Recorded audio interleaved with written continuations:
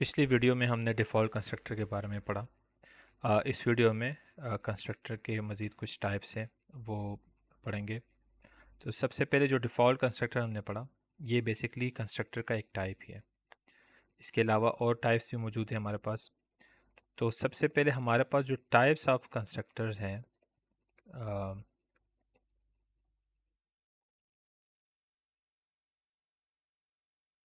वो कौन से हैं? सबसे पहले हमने जो पढ़ लिया वो है डिफ़ॉल्ट कंस्ट्रक्टर। ठीक है। दूसरे नंबर पे हमारे पास जो है वो जो पैरामीटर वाले होते हैं, पैरामीटराइज्ड कंस्ट्रक्टर होते हैं हमारे पास, जिसको हम पैरामीटर पास करते हैं। यानी अभी हमने जो कंस्ट्रक्टर कॉल किया है वो उसमें हमने कोई वैल्यूज़ पास नहीं की। इस वाले में हम वैल्यूज़ पास कर सकते हैं। और जो हमारे पास तीसरे नंबर पे है वो है कॉपी कंस्ट्रक्टर।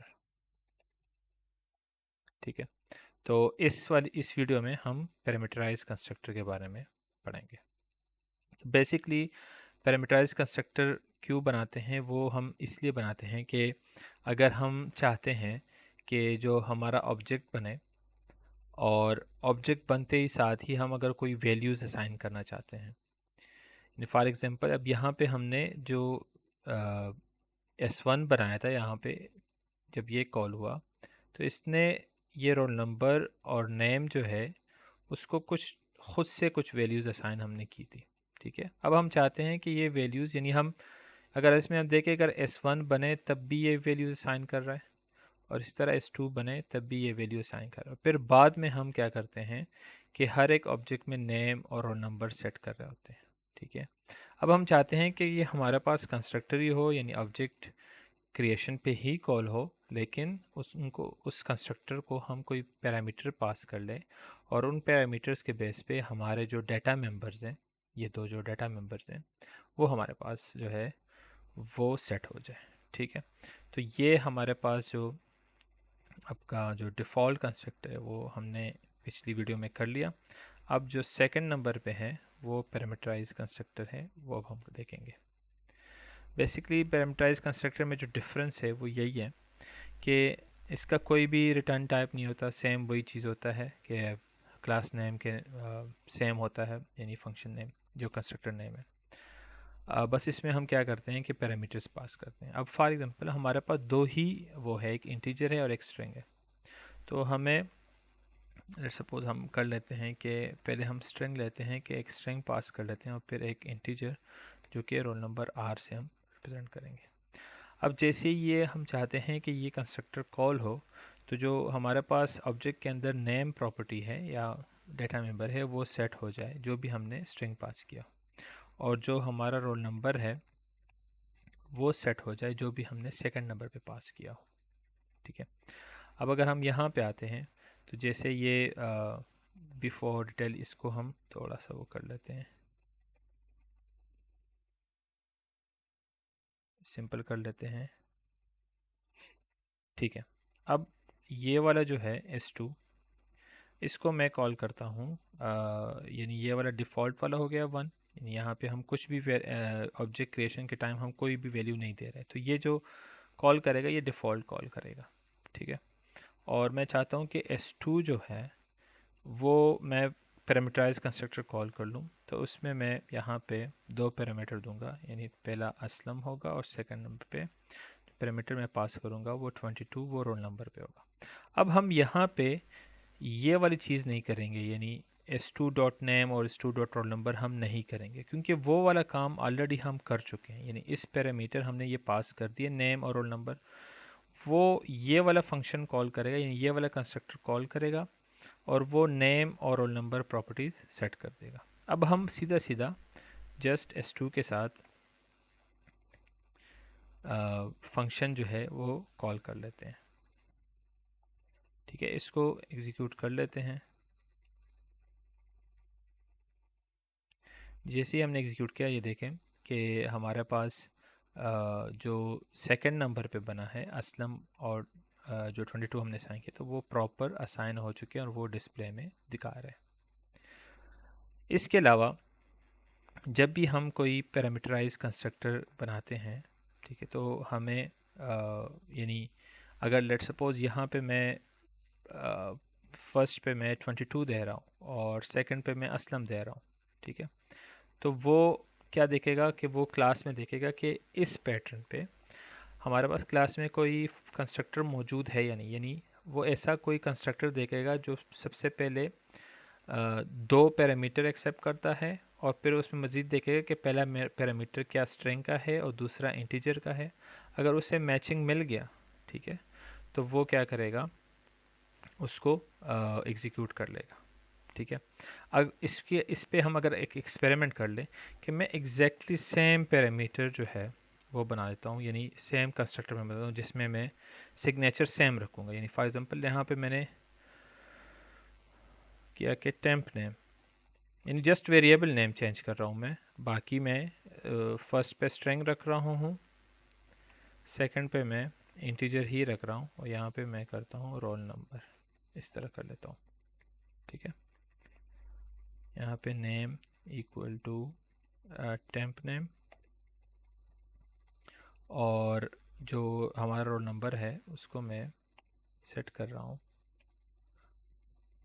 रोल नंबर से, ठीक है।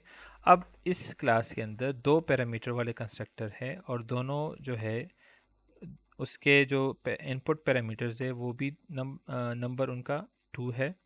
और अगर हम उसका फिर पैटर्न देखें तो वो क्या है कि यहाँ पे फर्स्ट हम स्ट्रिंग पास कर रहे हैं और यहाँ पे भी हम स्ट्रिंग पास कर रहे हैं, सेकंड पे हम इंटीजर पास कर रहे हैं, इस वाले में भी हम इंटीजर पास कर रहे हैं।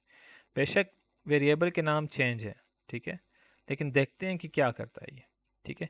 यानी अब ये वाला जो है, ये जो असलम है और 22 है, ठीक है, ये किस वाले कंस्ट्रक्टर में कॉल होगा, उसकी आइडेंटिफिकेशन के लिए हम कोई यहाँ पे सी आउट भी लिख सकते हैं कि ये पहला वाला कॉल हुआ है या दूसरा वाला। लेकिन अभी हम इसको एक दफ़ा एग्जीक्यूट कर लेते हैं।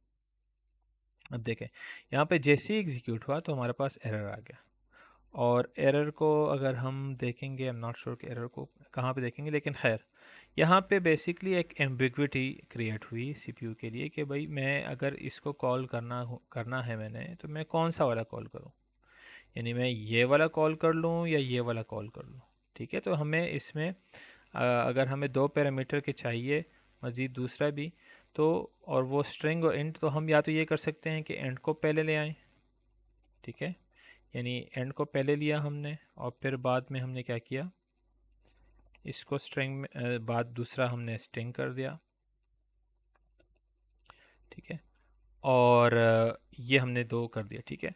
अब इन दोनों में डिफरेंस बस यही है कि इनके जो इनपुट पैरामीटर का जो ऑर्डर है वो डिफरेंट है, यानी इन दोनों का सिग्नेचर अब डिफरेंट हो गया।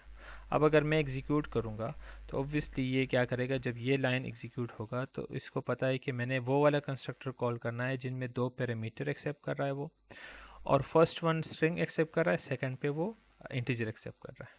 तो अब अगर इसको मैं एग्जीक्यूट करूँगा तो ये मेरे पास एग्जीक्यूट हो गया और उसने प्रॉपर सेट कर दिया, ठीक है। अब अगर लेट सपोज मैं करता हूँ स्टूडेंट S3 और मैं पहले मैं 30 कॉल करता हूँ, यानी इंटीजर पास कर रहा हूँ, और दूसरे पे मैं कोई नेम पास कर रहा हूँ, ठीक है। तो अब ये वाला जो कंस्ट्रक्टर है ये हमारे पास अब कौन सा वाला कंस्ट्रक्टर कॉल होगा, इस केस में, इस तरीके के केस में जो ये वाला कंस्ट्रक्टर ये कॉल होगा, ठीक है। इसको भी हम देख लेते हैं एक दफ़ा, ठीक है। तो अब अगर हम यहाँ पे देखें तो S1 के केस में इसमें हमारे पास डिफ़ॉल्ट कंस्ट्रक्टर कॉल हुआ, ठीक है, और यहाँ पे हमारे पास जो पैरम कंस्ट्रक्टर है वो कॉल हुआ, ठीक है, यहाँ पे डिफ़ॉल्ट कंस्ट्रक्ट कॉल हुआ, और यहाँ पे भी पैरम का कंस्ट्रक्टर कॉल हुआ। कौन सा वाला, जिसमें पहला इंट है दूसरा स्ट्रिंग है, और इसमें हमारे पास क्या है, पहला स्ट्रिंग है दूसरा इंट है, ठीक है। इसके अलावा आप एक्सप्लेनेशन इस वाली की हो गई कि आप अगर कोई कंस्ट्रक्टर जस्ट रोल नंबर के लिए बनाना चाहते हैं कि मैं बस रोल नंबर असाइन कर लूँ, तो आप सिंपल रोल नंबर का भी एक बना सकते हैं, ठीक है। वो आपकी मर्ज़ी है कि आप किस तरह बना दें, लेकिन बस ये ख्याल रखें कि सिग्नेचर सेम ना रहे, और सिग्नेचर का वही है कि number of parameter plus order of parameter, यानी जो डेटा टाइप है वो उसमें कन्फ्लिक्ट ना आए, ठीक है, वरना फिर कंपाइलर के लिए कन्फ्यूजन होगी कि मैं किसको कॉल करूँ। अच्छा, इसके अलावा अगर हम यहाँ से ये वाला डिफ़ॉल्ट कंस्ट्रक्टर उड़ा दें, यानी इसको ख़त्म कर दें, तो अब यहाँ पे S1 जो है, यानी हमने शुरू के प्रोग्राम में जब देखा था तो उसमें कंस्ट्रक्टर नहीं भी था और S1 हम बना देते थे, लेकिन अब इस केस में अगर हम डिफ़ॉल्ट कंस्ट्रक्टर थोड़ी देर के लिए हटा देते हैं तो यहाँ पे ये देखें, यहाँ पे एक एरर आ गया। आई एम नॉट श्योर कि वो एरर कहाँ पे, नेक्स्ट वीडियो में एरर भी दिखा दूंगा, लेकिन यहाँ पे इसको चूंकि हमने इस क्लास में पहले से पैरामीटराइज कंस्ट्रक्टर डिफाइन किए हैं, तो इस केस में हमें एक डिफ़ॉल्ट कंस्ट्रक्टर भी बनाना पड़ेगा, और वो सिर्फ उस केस में बनाना पड़ेगा कि अगर हम इस तरह के ऑब्जेक्ट्स बना रहे हैं जो डिफ़ॉल्ट कंस्ट्रक्टर यूज़ करता है, ठीक है। तो ये मैं अगर वापस ले आऊँ, ठीक है, और इसको फिर कॉल कर लूँ, तो अब मेरे पास ये एग्जीक्यूट हो गया।